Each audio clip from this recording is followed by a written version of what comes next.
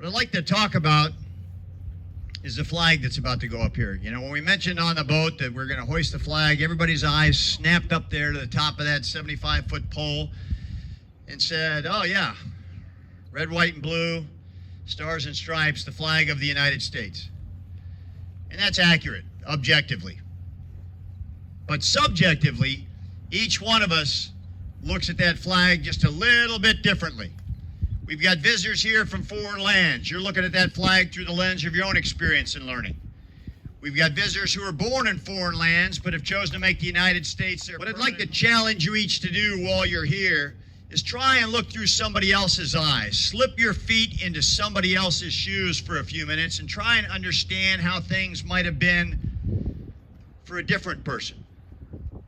Let's start with that wealthy plantation and slave owner. It's 2 days after Christmas in the year 1860. Abraham Lincoln has been elected but not yet inaugurated, and you've been part of the independent Republic of South Carolina for a whole week. You're standing on the veranda of your high-end townhome in downtown Charleston, 3.5 miles away, looking out at this enormous fort. 3/4 of a mile of open water all the way around it. The walls go up to that red stripe that we've painted on the flagpole for your reference. And you're wondering, how's this whole secession thing going to change your spot at the tippy top of the social and economic pyramid? And while you're thinking about that, because it's a cool December day, you're quite happy when a cup of hot coffee comes your way, carried out by your house slave. Let's slide our feet into the shoes of that enslaved servant, if he or she even had shoes. You know that something's going on because you've heard your master talking about it. You'd love to grab the paper and check out the details, but you can't read. Because you see, it's a crime to teach enslaved people to read or write. Because when you've got somebody underneath the boot of oppression, the last thing you want to do is give them the means with which to exchange ideas, especially ideas that are seditious and might upset the order of things. You just remember your mom and dad coming home after a long day at the plantation brickyard where they were forced to make some of the millions of bricks that it took to build this place. And stories about your grandfather working out on the harbor in all weather, throwing boulder after boulder over the side to help create a man-made island upon which a fort was going to be constructed to guarantee security and freedom for everyone in Charleston. Except for you. Or slide your feet into those one-size-fits-all boots of the Civil War soldier. Doesn't matter what side. You're dressed in wool from head to toe, which wouldn't be too bad on a brisk day like today, but come back next month. You're trying to find out what's going on too, but clearly nobody paid the cable bill because you can't get headline news. And you keep trying to call your mom to let her know that not only might you be late for supper, you might be late forever. But you can't get a signal.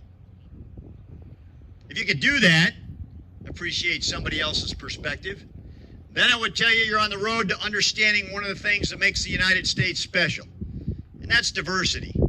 And what diversity is not so much about is where you're born or what language you speak or what color your skin is or what you choose to worship, but rather about understanding that we each have different perspectives on things. And though those perspectives may differ, that doesn't necessarily mean that one is any better or any worse than any other. They may just be different. And one of the things that we might have to agree to do is disagree. But we can do that courteously. We can do that with respect for one another. Then we can walk down to the corner, buy ourselves our own cup of coffee, and talk about something that's really important, like how cool it was to watch Old Glory go up over Fort Sumter National Historical Park. So I need about 15 or 20 people to help me out. If you're interested in helping, just come over here and form a couple of lines right in front of me facing the flagpole. Sir, could you do me a favor? Georgia, could you grab that flag, please, and bring it over here?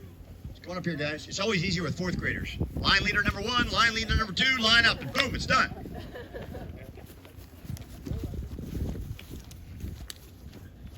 Okay. Just stand right there, sir. Let me have this. Okay, every day around the world, this flag goes up in the morning, and it comes down in the evening. Okay, grab it, guys. Don't unfold it just yet. When it goes up relatively rapidly to symbolize the rapid rise of the United States amongst the community of nations. When it comes down more slowly to memorialize the service of those who have given some or all in defense of our nation.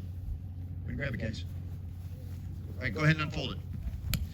If the president directs the flag to be flown at half-staff, first it goes all the way up to the top, pauses for a moment, then comes down to fly at the half, and similarly at the end of the day, it goes back up to the top before it comes all the way down. Can you go this way a little bit, guys?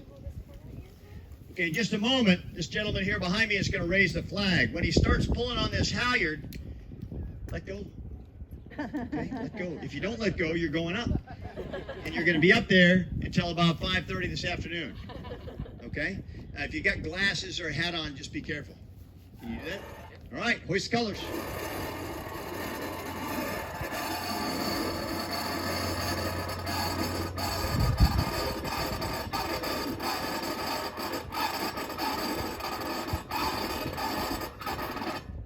All right, give yourselves a hand. Well done.